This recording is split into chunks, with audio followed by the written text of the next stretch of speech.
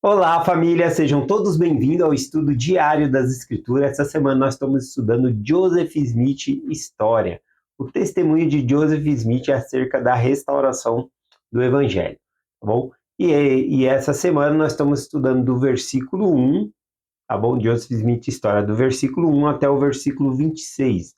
Ontem nós finalizamos até o versículo 10, hoje então eu vou dar continuidade do versículo 11 em diante. Até o dado momento, nós estudamos que ele estava em meio a uma guerra de palavras, de opiniões, sacerdotes, né, de igrejas contendendo com sacerdotes, os conversos contendendo ali com os conversos, tendo uma grande inquietação, né, um fervoroso debate religioso ali, tá bom?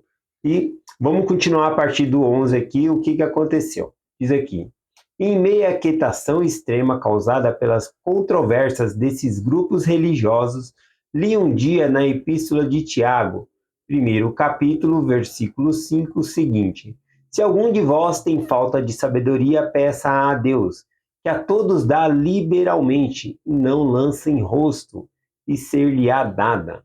Bom, então aqui, né, ele conta, né, que em meio àquela guerra de palavras e opiniões, ele queria saber quem deve estar certo, como eu vou saber, né? Mas também ele leu aqui nas Escrituras, na Epístola de Tiago, esse conselho aqui de Tiago, dizendo que se alguém tem falta de sabedoria, deve pedir a Deus. Aí que Deus dá liberalmente, não lança em rosto, tá bom? Ou seja, ele não vai criticar por isso. Aqui nós vemos então o sentido, né, o sentimento que Joseph Smith teve aqui no versículo 12, vai falar do sentimento que ele teve ao ler esse versículo e também da interpretação dele sobre esse versículo. Diz assim: jamais uma passagem de escritura penetrou com mais poder no coração de um homem do que essa, naquele momento no meu. Pareceu entrar-me com grande força em cada fibra de meu coração. Refleti repetidamente sobre ela, tendo consciência que se alguém necessitava da sabedoria de Deus, era eu, pois não sabia como agir. E a menos que conseguisse obter mais sabedoria do que tinha então, nunca, nunca saberia, pois os religiosos das diferentes seitas interpretavam as mesmas passagens de escrituras de maneira tão diferentes que destruíam toda a confiança e solução do problema através de uma consulta à Bíblia. A solução do problema, né, é que ele queria saber a qual igreja era certa para ele filiar-se. O motivo dele queria filiar-se à igreja, de ser batizado, era para receber o perdão dos pecados dele. Tá bom? Isso realmente incomodava ele, né? Ele queria ser livre dos pecados ali e por isso ele buscava uma religião ali para ser batizado. Mas em meio a várias religiões ali, ele ficou confuso qual que seria a correta, né, que ele deveria participar. Ele então encontrou, né, na passagem de Tiago essa escritura dizendo que se alguém tem falta de sabedoria, e ele reconheceu que ele tinha falta de sabedoria, porque ele não sabia como agir e qual igreja ele deveria afiliar-se. Então, ele decide fazer exatamente, né, como Tiago ele fala. Tá bom? Vamos ver a conclusão de Joseph Smith aqui no versículo 13. Ó. Finalmente cheguei à conclusão de que deveria permanecer em trevas e confusão, ou fazer como Tiago aconselhara, isto é, pedir a Deus. Resolvi pedir a Deus, concluindo que se ele dava sabedoria aos que tinham falta dela, e concedia liberalmente, sem censura, eu podia aventurar-me. Então aqui ele falou, eu vou fazer esse teste, né? Mas não por curiosidade, por necessidade.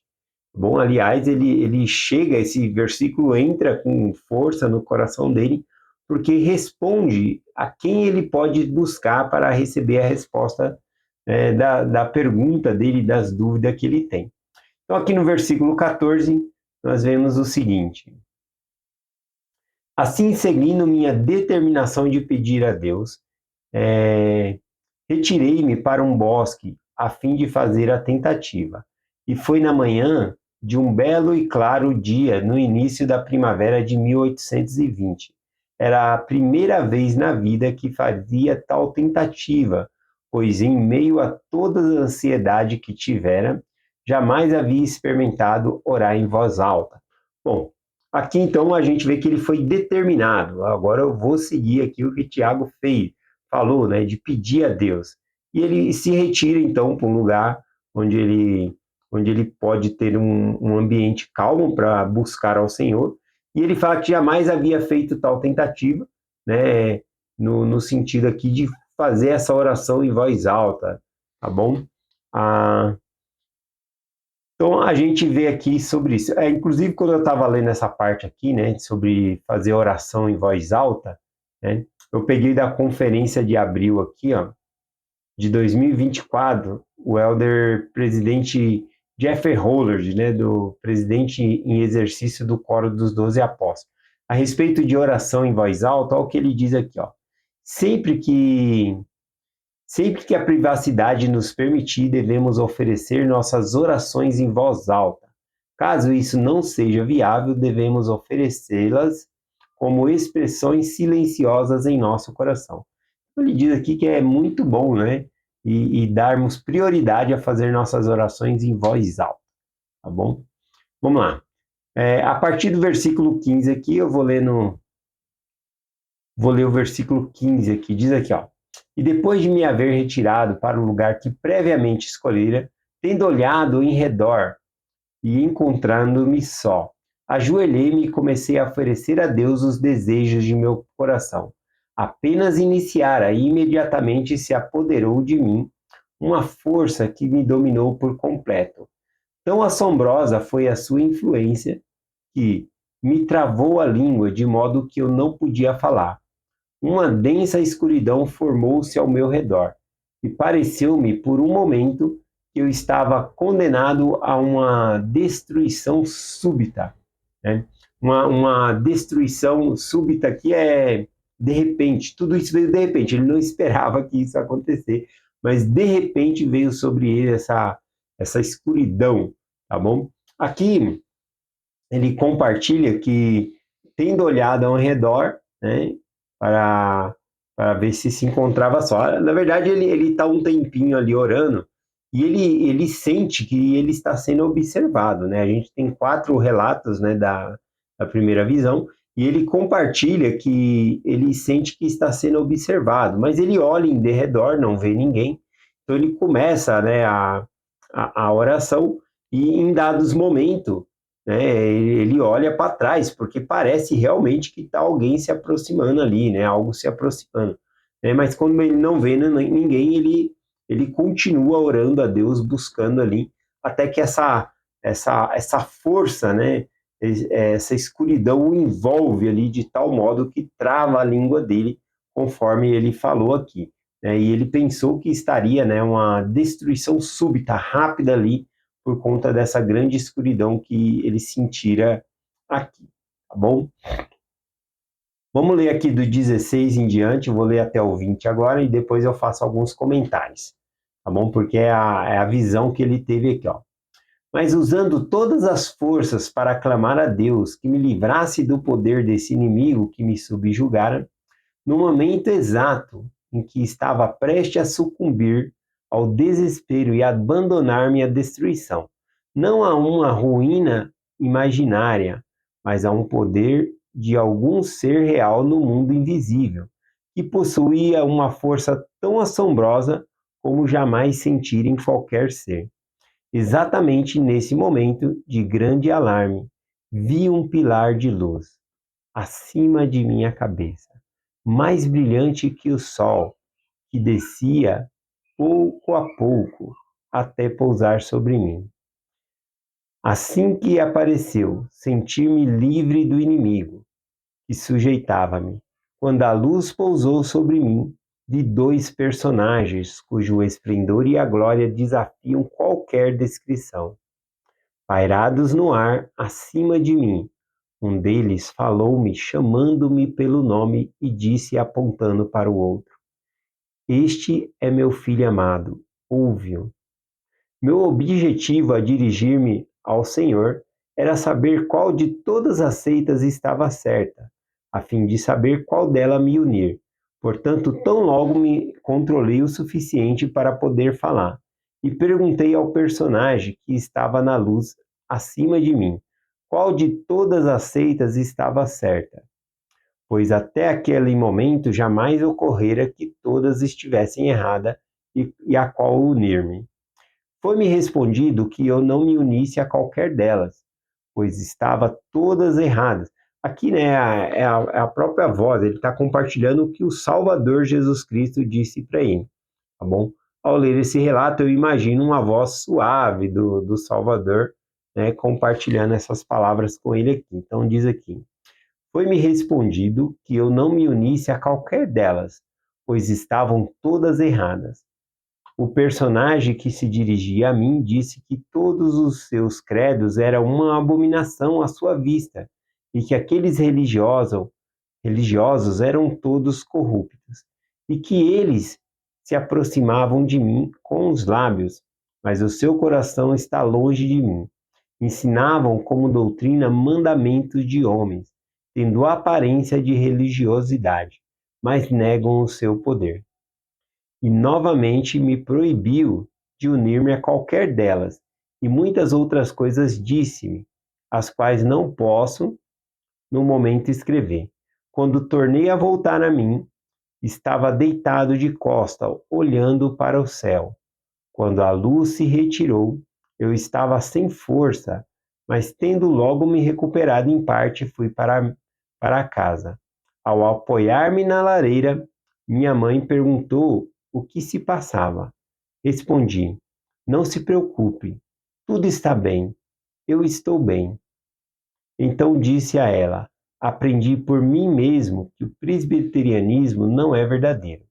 Parece que o adversário sabia que nos primeiros anos de minha vida que eu estava destinado a ser um perturbador e importunador de seu reino, senão porque os poderes da treva se reuniriam contra mim, porque a oposição e a perseguição que se levantara contra mim quase na minha infância. Então esse é o relato, né? Vamos estudar aqui só até o versículo 20, conforme eu li aqui hoje, e eu gostaria de fazer alguns comentários sobre o que nós lemos aqui, né? Aqui no relato, quando ele diz: vi um pilar de luz acima de minha cabeça, mais brilhante que o sol, em alguns outros relatos, ele relata como se fosse um pilar de fogo, tá bom?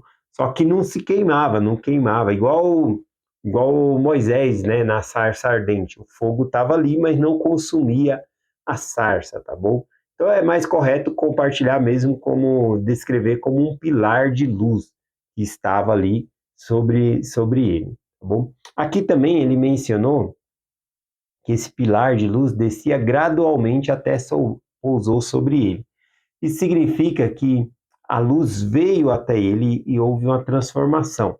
Bom, porque na verdade ninguém pode ver a Deus ou suportar a glória de Deus e estar na presença de Deus, a menos que essa pessoa seja transformada. E isso nas Escrituras é chamada de transfiguração. Lembra lá de Jesus, né? Ele se transfigurou lá em Mateus 17 a Pedro, Tiago e João.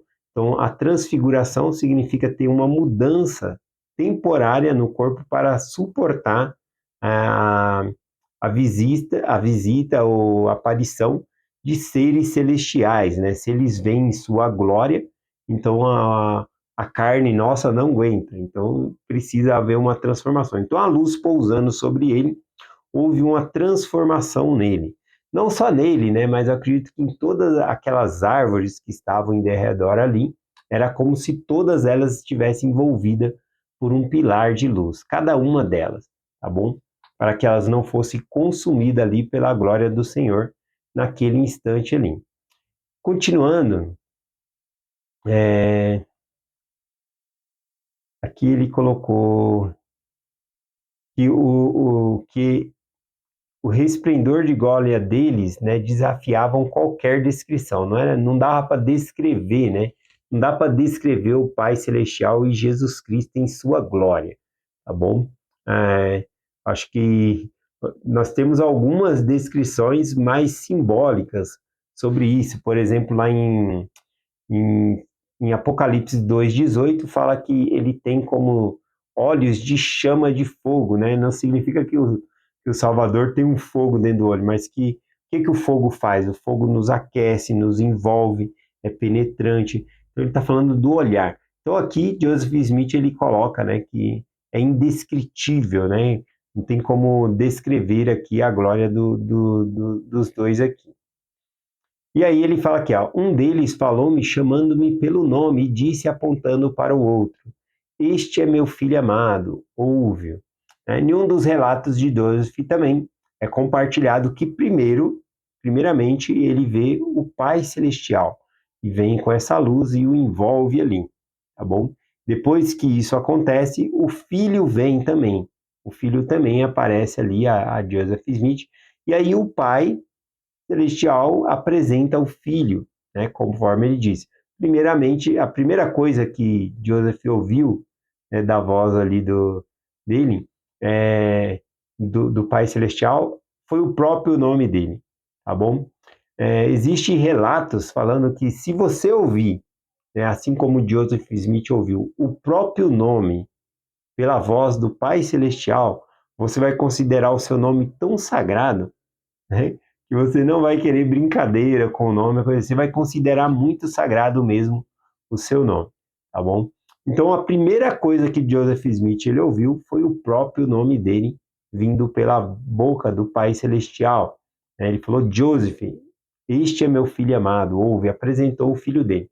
O restante da conversa que nós temos nos relatos é Jesus Cristo dizendo a Joseph, tá bom? E a primeira coisa que Jesus Cristo vai falar a Joseph também é chamar o nome dele. Ele fala Joseph, e a segunda coisa que ele fala, perdoados são os teus pecados. O principal propósito de Joseph Smith estar ali orando era para receber perdão de seus pecados. E de acordo com o conhecimento que ele tinha, ele precisava unir-se a uma igreja, ser batizado, e por isso ele queria saber a qual igreja ele deveria unir-se. Mas o principal foco dele era receber o perdão dos pecados. E ali, naquele instante, Jesus Cristo o perdoa, né, de seus pecados ali. Tá bom? Continuando aqui, é, ele então pergunta, né, qual das seitas ele deveria unir-se, né, ele fica surpreso quando era nenhuma delas, né, que ele não deveria unir-se a nenhuma delas. Na fala dele aqui também, quando ele fala aqui, ó, a qual de todas as seitas estava certa, né? Porque até aquele momento jamais ocorrera que todas estivessem erradas. E a qual me unir? Aqui é algo bem interessante, porque ele não queria só saber por curiosidade, ele queria unir-se a ela. Bom, era uma oração sincera que ele estava fazendo aqui. Aqui também no relato ele diz que muitas outras coisas disse, ou seja, Jesus Cristo disse a ele, as quais ele não pode escrever no momento. Bom, Jesus Cristo ele cita, ele falou algumas coisas para Joseph Smith, mas são coisas que também ele já havia falado a outros profetas, por exemplo, a Isaías, quando ele fala que as pessoas, né, os grupos religiosos ali, é, eles se aproximavam de Deus com os lábios, né, mas o coração estava longe dele, tá bom? Então, é exatamente o que está lá em Isaías, capítulo 29, versículo 13 e 14. Essas são as palavras de Cristo a Isaías, e novamente ele diz as mesmas palavras aqui, né, para Joseph Smith. Também lá em Mateus, capítulo 15, ele fala, né, sobre que as pessoas tinha como mandamentos colocando os mandamentos de homens como se fosse de Deus, né? Por exemplo, lá em Mateus 15, versículo 9, ele escreve assim: mas em vão me adora, ensinando doutrinas que são preceitos dos homens. Tá bom? Então, ali no capítulo 15, ele fala justamente que os escribas e outras pessoas, eles quebravam os mandamentos de Deus e arrumavam justificativa, colocavam mandamentos de homens como se fosse de Deus. Aqui, né, no final, ele compartilha dizendo que quando a luz se retirou dele, ele ficou sem força. Isso aqui nós podemos ver um padrão nas escrituras. Quando Leí, por exemplo, ele teve a visão, ele volta para casa e joga-se sobre a cama. Por quê? Porque ele está sem força. Né? A gente vê Daniel também, no livro de Daniel, quando ele tem a visão ali, ele fica sem força, quase sem força ali. Moisés também, né? Ele fala, eis que eu descobri que o homem nada é, né? Quando o Senhor se retira da presença dele, ele fica sem força. Então, experiências espirituais, tá bom? Conforme eu falei, a pessoa, a carne não aguenta, né? Então, acaba exaurindo a força da física da pessoa aqui. Então, Joseph Smith, ele, tendo se recuperado um pouco a força dele, ele vai para casa. Mas ainda ele estava cansado daquela visão, não cansado, sem força, né, pela experiência que ele havia passado.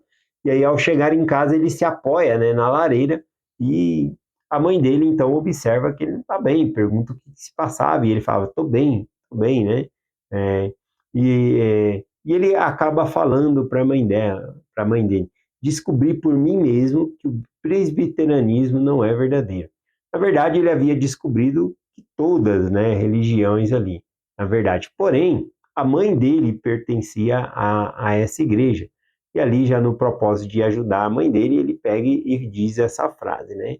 Então, há um envolvimento emocional da parte dele quando ele diz essas palavras para a mãe dele aqui, tá bom? E assim a gente encerra a mensagem de hoje aqui. A gente estudou até o versículo 20. Amanhã a gente continua aqui a partir do versículo 21, tá bom? Então, eu compartilho essa mensagem com vocês em nome de Jesus Cristo. Amém. Até amanhã.